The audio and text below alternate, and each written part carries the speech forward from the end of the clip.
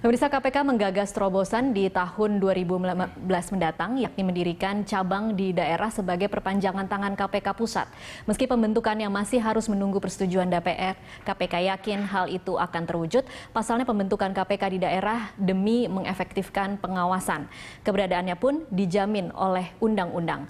Sejauh apa pembentukan cabang di daerah mampu melanjutkan fungsi koordinasi dan supervisi pencegahan khususnya di bidang sumber daya alam, lalu apa urgensinya dan benarkah pembukaan kantor cabang di daerah justru rawan intervensi jika fungsi penindakan juga dilakukan KPK kantor cabang di daerah? Untuk membahas hal ini kita akan berbincang dengan Adnan Pandu Praja, Wakil Ketua KPK, dan Emerson Yunto yang merupakan Koordinator Divisi Hukum dan Monitoring Peradilan ICW. Selamat sore Bapak-Bapak. Selamat sore. Ya, saya ke Pak Adnan dulu. Pak Adnan, tahun 2012 pernah juga KPK berencana untuk membuat konsep yang sama, semacam perwakilan di daerah. Apa yang bisa membuat publik percaya bahwa saat ini KPK akan benar-benar merealisasikan perwakilan di daerah ini? Gini, pertama kita kan sekarang menuju dekade kedua. Ya. Karena itu maka pada saat jilid 3 ini memimpin, kita membuat roadmap. Membuat roadmap dengan harapan akan ada terobosan. Nah, untuk sampai merealisasi mengenai cabang itu, pada tahun 2012 kita bekerjasama dengan BPKP melakukan diagnosa terhadap pengadaan barang dan jasa, APBD dan pelayanan publik di seluruh provinsi dan kabupaten kota, 66 itu. Ada banyak temuan-temuan yang menunjukkan bahwa memang mereka perlu disentuh oleh KPK. Gitu, satu. Yang kedua, kalau kita melihat sejak zaman jilid 1 bahkan, ada kesan bahwa begitu KPK datang, korupsi nggak ada. Pas KPK pergi, korupsi balik lagi seperti semula. Artinya apa? Mereka tidak tahu? Artinya atau bahwa tidak keberadaan KPK secara fisik diperlukan dimanapun. Itu yang kedua. Yang ketiga, dalam program korupsi daerah KPK, begitu kita turun ke daerah, berbicara dengan seluruh gubernur dan bupati wali kota, dalam waktu 3 bulan, 400 izin tambang dicabut secara sukarela oleh kepala daerah. Pendapatan negara meningkat 20 triliun dari sisi royalti. Artinya bahwa ternyata ada jeda kewibawaan pusat di mata daerah. Nah, yang keempat, kita lihat kasus Banten. Kita lihat kasus Bangkalan. Kita lihat kasus Riau. Bahwa ternyata kalau korupsi didiamkan dan kita tidak serius untuk mengawal pencegahannya, cenderung membangun dinasti-dinasti. Dari ke situ semua, maka kesimpulannya memang kita perlu hadir di daerah. Dalam konteks pencegahan, bukan penindakan. Gitu. Nah, karena kami sudah banyak studi mengenai hal itu, sehingga kita perlu hadir di...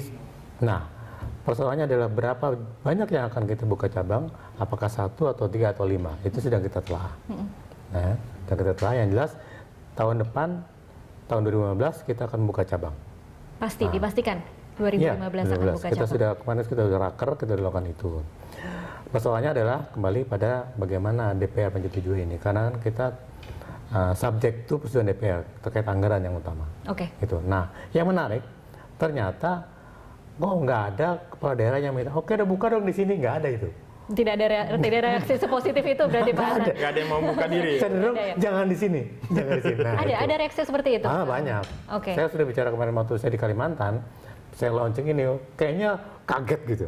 Kita akan memilih tempat yang paling banyak korupsi. Wah, rame. Gitu. Jadi itulah kira-kira. Tapi kita definitely akan membuka cabang tahun depan. Tahun depan, Sebelum kita lanjutkan perbincangan, kita akan lihat data dulu. Saat lagi kita akan menampilkan hasil dari penelitian Pukat UGM yang mengatakan selama Januari hingga Juni 2014 ada 86 pelaku korupsi di Indonesia dan 27 orang diantaranya adalah pegawai daerah.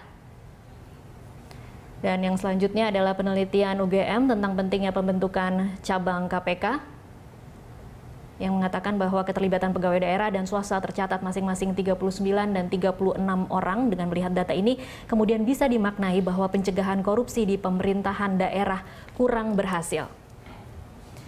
kita akan tanyakan kepada ICW nih Mas Emerson, kalau ICW sendiri posisinya terhadap wacana pembukaan KPK cabang daerah, apakah mendukung, menolak, atau mempertanyakan, atau seperti apa? Ya, yang pasti secara normatif itu dimungkinkan. Di Undang-Undang KPK jelas menyebutkan KPK dapat dibentuk perwakilan di provinsi.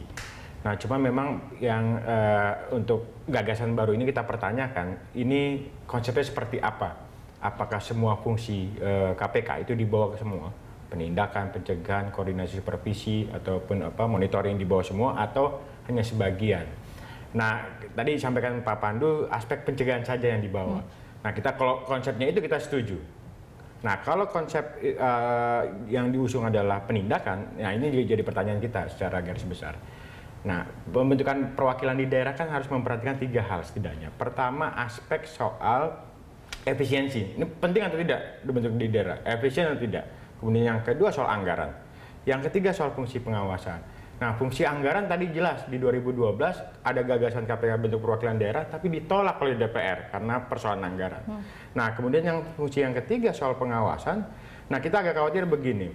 Di luar KPK, kita mungkin yang kembaran KPK adalah Pengadilan Tipikor, dan saat ini sudah dibentuk di semua daerah, semua provinsi. Dan sampai saat ini paling tidak ada kurang lebih 8 atau 7 hakim ad hoc tipikor yang ditangkap oleh KPK dan penegak hukum yang lain karena tersandung dalam kasus korupsi. Nah, kekhawatiran kita itu muncul kalau misalnya KPK dibentuk di daerah, termasuk juga aspek penindakan yang dibawa ke daerah, nanti jangan-jangan ini akan mengulang kejadian yang sama seperti hakim pengadilan tipikor. Jadi karena penanganan kasus itu di daerah, kontrol pengawasan juga agak lemah, nanti akan muncul tuh KPK-KPK yang ditangkap oleh penegak hukum sendiri atau bahkan KPK sendiri. KPK sendiri pernah punya satu kasus AKP Suparman yang penyidik KPK yang ditangkap oleh KPK sendiri, itu waktu KPK masih ada di Jakarta saja. Bagaimana dengan kalau di daerah-daerah? Nah, ini saya pikir yang harus dikaji ulang adalah bagaimana fungsi pengawasan, bagaimana soal efisiensi. Tapi kita setuju bahwa kehadiran KPK di daerah itu penting. Ini sebagai trigger gitu ya, untuk memancing institusi penegak hukum di tingkat lokal agar bekerja secara lebih maksimal. Saya agak khawatir kalau pembentukan KPK di daerah, termasuk juga aspek penindakan, ini kan sama aja menunjukkan bahwa institusi penegak hukum di tingkat lokal tidak bekerja dengan baik, makanya ada KPK. Pada dasarnya, tetapi kalau ini hanya untuk pencegahan, ICW setuju? Kita setuju.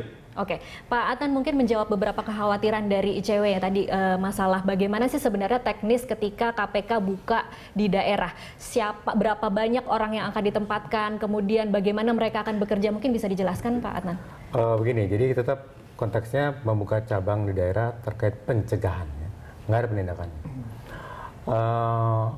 Yang perlu dipahami, menurut kami juga belum final pada posisi yang sangat teknis, tapi bukan orang yang ditempatkan secara permanen. Gitu. Jadi akan selalu di-rolling? Akan di-rolling, sehingga memperkecil tadi potensi kong kali kong ataupun calo dan sebagainya dengan cara rolling gitu. Yang kedua, tolong dipahami bahwa misalnya di Kalimantan itu bukan berarti satu kota, kita berusaha menjangkau Kalimantan secara keseluruhan. Jadi kalau kita di Kaltim gitu ya, ini perwakilan Kalimantan secara keseluruhan, sehingga dia akan mobile. Dia yang akan berjalan ke semua daerah itu di sekitar atau Kalimantan. Gitu. Jadi konsepnya kita kayak menjemput bola dan tidak stay pada satu wilayah. Dia megang region. Gitu. Itu yang kedua. Yang ketiga, kita diharapkan karena pengalaman kita selama ini, KPK datang, korupsi nggak ada, KPK. Nah, maka memang kita perlu eksis banget di situ, gitu, mendekati daerah yang berpotensi korupsi. Kemudian biasanya karena pengalaman seperti itu, maka kadang-kadang kita sepertinya ada tapi nggak ada, gitu. Kita lakukan pola itu di beberapa tempat, jadi mereka sampai ragu-ragu, KPK ada nggak sih? Nah gitu. Kalau sampai itu ada bagus. Ya, bagus. Nah, efektif kan keberatan. Jadi kita belum pernah punya pengalaman, ini baru mau, tapi kita masih mempersiapkan sehingga optimal sekali. Kalau tadi Pak Adnan mengatakan bahwa reaksi pertamanya sebenarnya mereka sudah agak ketakutan gitu. Kira-kira bagaimana nanti mekanismenya orang ini atau orang yang akan dari KPK yang bertugas untuk melakukan pencegahan dan memegang begitu banyak daerah di Kalimantan misalnya, akan bisa dengan mudah masuk ke atau membantu proses mereka agar tidak terjadi korupsi? Gini, kan kerjasama kita dan BPKP sudah mendiagnosa dan menemukan banyak temuan-temuan terkait 3 hal tadi ya. APBD, pelayanan publik, dan pengadaan barang dan jasa. Kita sudah tahu kok potensi korupsi di mana, apa modusnya, siapa pelakunya, kita sudah tahu semua. Nah sekarang kita ke sana hanya untuk memastikan agar mereka firm terhadap rekomendasi kita. Ya, jadi kita sudah jalan dan sudah punya persiapan ke arah sana. Nah, yang jadi soal nggak kalah penting adalah peranan atau potensi dalam tanda kutip DPRD. Itu yang seringkali membuat disiplin ataupun kepatuhan dari pihak eksekutif terpengaruh. Nah, kalau KPK di daerah itu DPRD juga akhirnya bisa direm. Nah, jadi tantangannya sebenarnya bukan di level eksekutif saja, tapi DPRD dan kroninya para kepala daerah ini. Gitu. Kemudian yang jadi pertanyaan selanjutnya, kira-kira kapan target ini bisa akan terlaksana, Pak Adnan? Kalau kita sih berpikir lebih bagus, tapi kan jangan lupa bahwa DPR perannya sangat penting dalam persetujuan anggaran. Dan kita tahu kan di DPR kan ada banyak faksi, ada pro dan kontra. Nah itu juga agak unik ya. Sehingga kita mesti cari alternatif yang terburuk kalau DPR menolak, terus apa solusi kita? Gitu. Sudah ada bayangan? Kita berharap peranan kampus lebih dioptimalkan. Kampus-kampus ya. Syukur-syukur kalau dia punya cabang kan nggak punya cabang juga gitu loh. Kampus-kampus lebih dioptimalkan. Gitu. Baik, kita akan lanjutkan di segmen selanjutnya. Ya, pemirsa tetaplah bersama kami masih akan kembali.